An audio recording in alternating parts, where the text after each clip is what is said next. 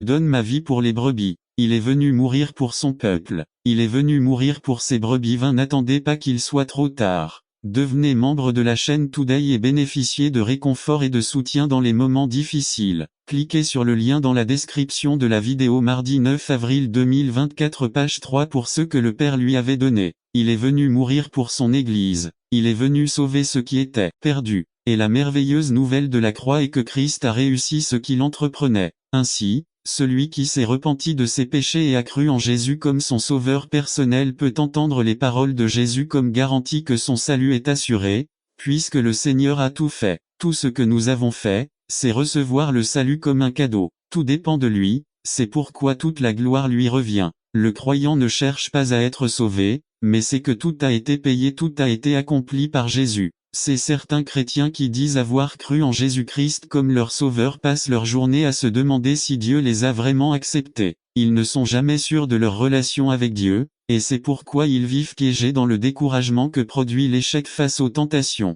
Ils oublient que par Christ ils ont été acceptés dans le bien-aimé. Frères, tout est accompli signifie que notre acceptation par Dieu est complète. Je suis accepté par Dieu non pas à cause de ce que nous faisons, mais à cause de ce que Christ a fait pour nous. Ces paroles du Christ doivent aussi nous encourager à poursuivre notre pèlerinage à travers cette vie, car si le Seigneur n'a pas lésiné sur le fait de nous donner seulement leurs amis les plus proches, mais aussi ils impactent leur communauté. Les quinceañeros arrivent avec l'attente qui accompagne le fait d'être une femme. Être une jeune quinceañera signifie pouvoir fonctionner avec une plus grande liberté, y compris l'autorisation d'avoir un petit ami, de porter des baskets à talons hauts, de se maquiller ou au moins d'utiliser du rouge à lèvres, entre autres. À cet âge, de nombreux privilèges sont accordés et en même temps de plus grandes responsabilités sont acquises. Les préparatifs peuvent parfois prendre plusieurs mois, voire plusieurs années. Mais même s'il ne s'agit que d'une petite fête de famille avec les amis les plus proches,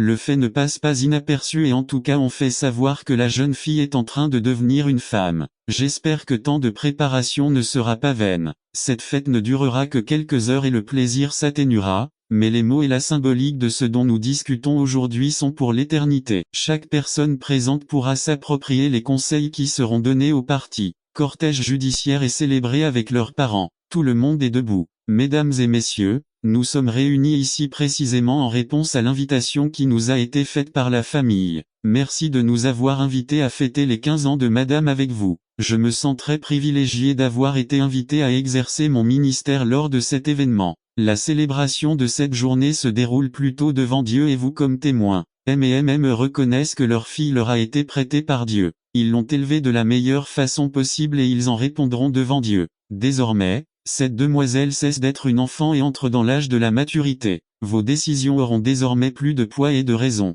C'est durant cette période que vous aurez le plus besoin de Jésus comme ami, conseiller et surtout comme sauveur. Si nous nous concentrons dans le passage biblique lu, nous verrons les conseils que Dieu donne aux jeunes et que je donnerai à cette demoiselle à travers cette cérémonie. Demandez au public et au tribunal de s'asseoir. Laissez les parents poser leurs bougies sur le chandelier. Les parents et le parti se tiennent devant le ministre. Adressez-vous aux parents de la fête. Monsieur et madame, vous avez amené votre fille devant moi en tant que ministre de Jésus-Christ pour demander la bénédiction de Dieu sur elle. Vous avez quelques conseils à lui donner. Laissez-les dire leurs mots. N'attendez pas qu'il soit trop tard. Devenez membre de la chaîne Today et bénéficiez de réconfort et de soutien dans les moments difficiles. Cliquez sur le lien dans la description de la vidéo. Mardi 9 avril 2024, page 1. Demandez aux parents et au groupe de s'asseoir. Allez danser. Puisqu'il est né pour toi, que ton 15e anniversaire soit célébré par un service religieux, je te consacrerai quelques objets pour que lorsque tu les verras, tu te souviennes toujours de cet heureux jour et des conseils que je te donnerai aujourd'hui. Offrez-lui une boîte à bijoux en forme de pomme. La pomme a toujours été liée à l'intelligence. Cela est probablement dû à ce qui s'est passé dans le jardin d'Éden lorsque nos premiers parents, Adam et Ève, ont mangé de l'arbre de la connaissance du bien et du mal et ont péché. Ce n'était ni intelligent ni sage du tout, c'était un échec. Pensez à l'intelligence comme à une boîte à bijoux, qu'ils servent à garder les commandements de Dieu, attache-les autour de ton cou, afin que tu ne les oublies pas, marchant le long du chemin quand tu es dans ta maison, quand tu te couches et quand tu te lèves. Proverbe 3:3. Deutéronome 6:6. Qu'elle vous aide à tenir vos engagements, notamment ceux que vous prenez avec vos parents et votre famille et le vœu sacré qu'un jour vous ferez. Présentez la Bible. La Bible que je vous présente a de quoi vous permettre d'acquérir non seulement de l'intelligence mais aussi de la sagesse. La Bible nous dit que le commencement de la sagesse est la crainte de Jéhovah. Également dans l'épître de Jacques, il nous dit que si quelqu'un manque de sagesse, il doit la demander à Dieu,